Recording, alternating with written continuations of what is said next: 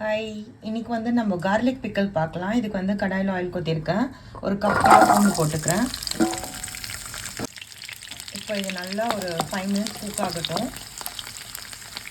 இப்போ இது நல்லா கலர் சேஞ்ச் ஆகிடுச்சு. இப்போ நம்ம ஆஃப் பண்ணிடலாம். ஆஃப் பண்ணிவிட்டு ஆறுனோடனே மிக்சியில் அரைச்சிட்டு காட்டுறேன். இப்போ மிக்சியில் அரைச்சிட்டேன். இந்த மாதிரி கொஞ்சம் நறுன்னு அரைச்சிக்கணும், ரொம்ப ஸ்மூத்தாக அரைக்க வேணாம். இப்போ நம்ம அதே கடாயில் ஆயிலில் கடுகு போட்டாச்சு. கொஞ்சம் கறி லீவ்ஸ் போட்டுக்கலாம், 2 காஞ்ச மிளகாய் போட்டுக்கலாம். இப்போ நம்ம அரைச்ச பூண்டை போட்டாச்சு. ஒரு 1/2 ஸ்பூன் மஞ்சள் பொடி போட்டிருக்கேன். 1 ஸ்பூன் சில்லி பவுடர் போட்டிருக்கேன். 1 ஸ்பூன் சால்ட் போட்டுக்கலாம். இப்போ கொஞ்சமாக புளி தண்ணி ஊற்றிக்கலாம். ஒரு 1/2 கப் ஊற்றிக்கிறேன்.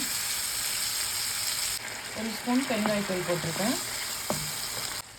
இப்போ வந்து கடுகு வெந்தயமும் ட்ரையாக ரோஸ்ட் பண்ணி பவுடர் பண்ணி வச்சுருக்கேன். இது ஒரு 2 ஸ்பூன் போட்டுக்கலாம்.